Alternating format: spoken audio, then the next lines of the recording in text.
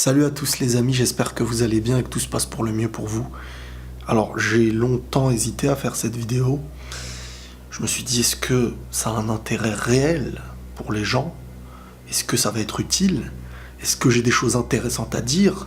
Et je me suis dit, bon, l'objectif c'est de dire des choses positives qui serviront à moi et à ceux qui écouteront, peu importe ce qu'ils sont, peu importe leur origine, leur couleur de peau, leur religion, et ce qu'ils sont eux-mêmes. Je vais pas rentrer faire une analyse de ce qui s'était passé face à l'imam Rachid El-Jay et la tentative de meurtre qu'il a subi, les blessures par balle qu'il a subies, et aussi le frère à côté.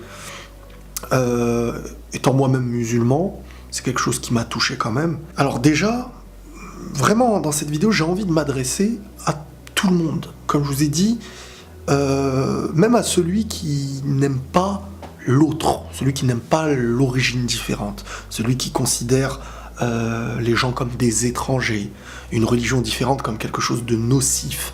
Vraiment, j'ai envie de parler à tout le monde. Et même pas les juger en soi. Parce que, pour moi, chaque chose a une raison.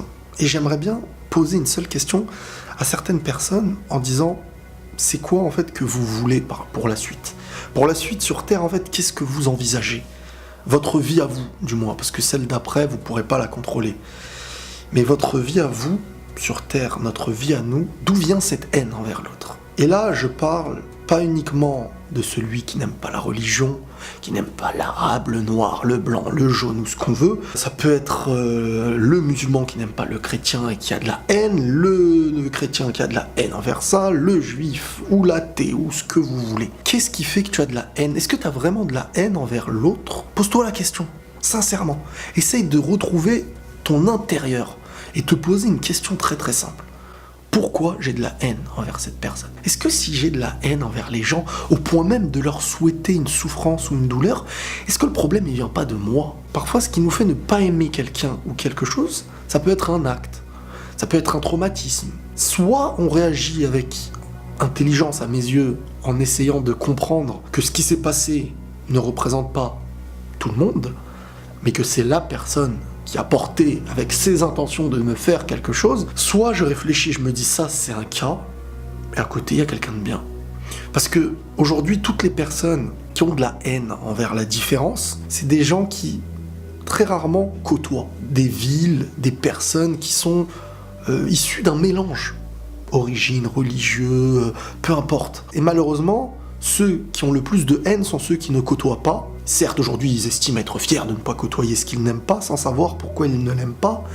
Et les médias, ça leur plaît, parce qu'ils font ce qu'ils veulent de ce que tu ne connais pas. C'est comme si demain on te parlait d'un extraterrestre que tu n'avais jamais vu ou jamais côtoyé. Et cette personne-là, enfin l'extraterrestre, on te dit, nous, on connaît, et on va te dire, c'est des gentils, c'est des méchants, et donc toi, tu devras te faire une idée par rapport à ce qu'on t'a dit. On t'écrit d'une certaine façon l'histoire d'une chose que tu ne connais pas. Là, t'es dans une période où tu dois pas aimer, donc on va te faire ne pas aimer. Là, t'es dans une période où tu dois aimer.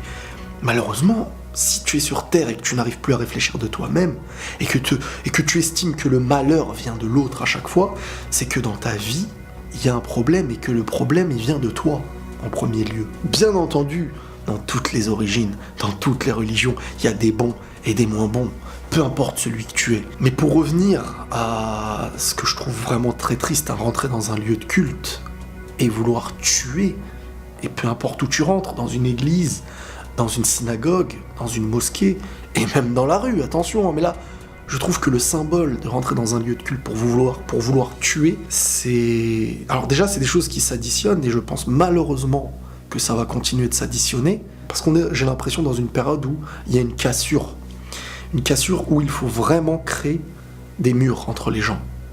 Parce que c'est en créant des murs entre les gens qu'il y aura de l'ignorance, et plus il y aura d'ignorance et de haine, plus il y aura une manipulation possible. Et donc cette haine s'additionne de plus en plus. Et j'ai bien peur que les années qui arrivent seront de pire en pire. Mais pour tout le monde, pour tout le monde, parce que ça y est, il sera normal de faire des choses anormales.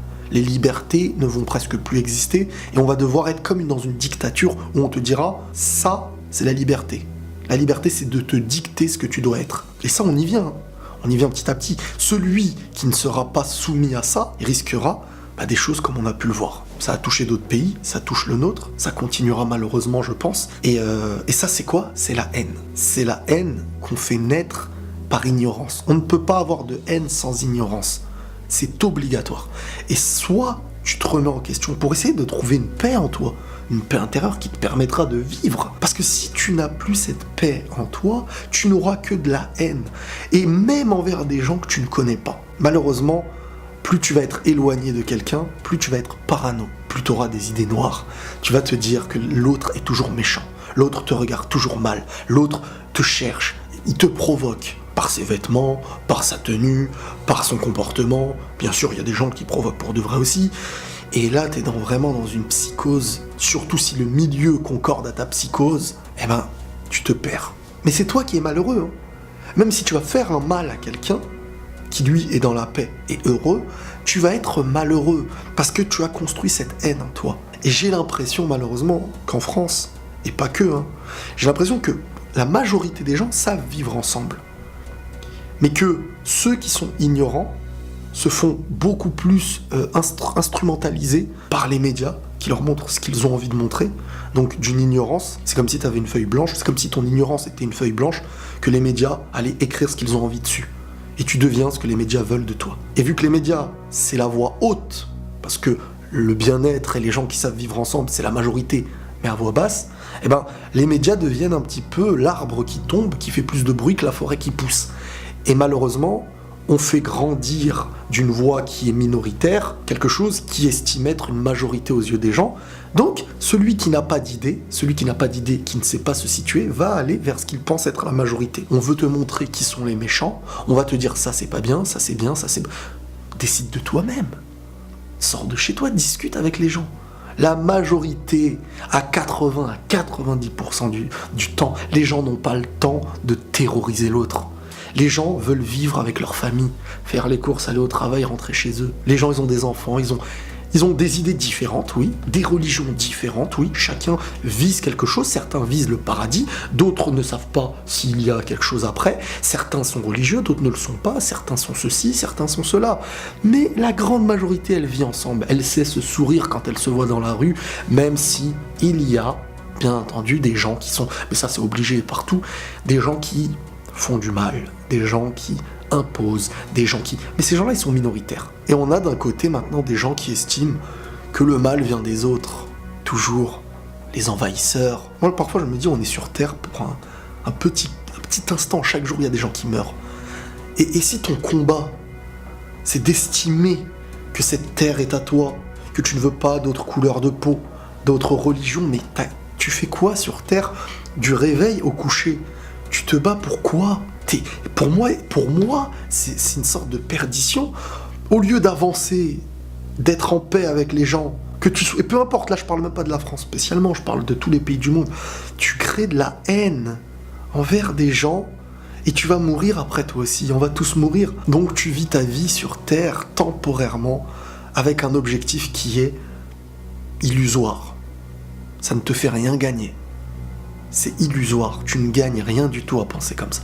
Tu as de la haine, t'es pas content, tu veux faire du mal, et tu remets la faute sur les gens, car tu estimes que ton bonheur viendra quand ils ne seront plus là. C'est un comportement égoïste, tu ne penses qu'à toi, et au final, ça donne des choses où, tellement tu en deviens malheureux, tellement tu as de la haine, certains en arrivent à sortir les armes et essayer de tuer certaines choses qu'ils estiment être un symbole religieux pour des gens, pour d'autres, vouloir faire du mal. Vous voyez où ça va?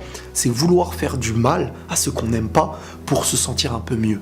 Car s'ils sont malheureux, on est heureux. Vous voyez, la psychologie, ça veut dire qu'on n'est pas heureux. Et pour être heureux, on cherche à faire du mal, à rendre des gens moins heureux. C'est comme si, pour être heureux, il fallait qu'on soit au-dessus et que les gens soient tristes en dessous de nous. C'est fou, mais ça représente vraiment la profondeur du truc. C'est le fait de devoir chercher à être heureux quand on est malheureux. Mais on ne devient pas heureux en faisant du mal, ça marche pas. Et les gens s'en rendent compte après. Malheureusement, seules les personnes qui auront de l'humanité, de la paix dans leur cœur, une idée basée sur ce qu'ils veulent créer eux-mêmes et pas sur ce qu'on leur dit de penser, parce que c'est pas facile, Le conditionnement, il est vraiment pas facile, Aujourd'hui, on est dans un monde, qui te conditionne.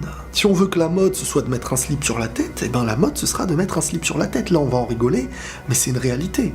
Les choses, elles se font progressivement et on sait ce qu'on veut faire de l'humain. Donc la meilleure manière de faire ce qu'on veut de lui, bah, c'est de le rendre ignorant. Quelle est la meilleure manière de rendre ignorant? C'est de faire peur aux gens, comme un troupeau. Tu lui fais peur à ce troupeau-là, il va directement suivre celui qui lui dit « je vais te sauver ». Moi, je dirais pas aux gens « aimez-moi, aimez-nous, aimez ce que j'ai choisi d'être ». Je dirais aux gens « posez-vous réellement la question au plus profond de vous-même avant d'écouter tout ce qu'il y a autour de vous. Mettez-vous seul face à vous-même, demandez-vous pourquoi vous n'aimez pas. Et si vous estimez que votre malheur, il est là à cause du monde, à cause des autres, c'est qu'en fin de compte là, vous êtes perdu. Votre bonheur, il se crée de vous-même. Votre bonheur, il dépend de vous et de personne d'autre.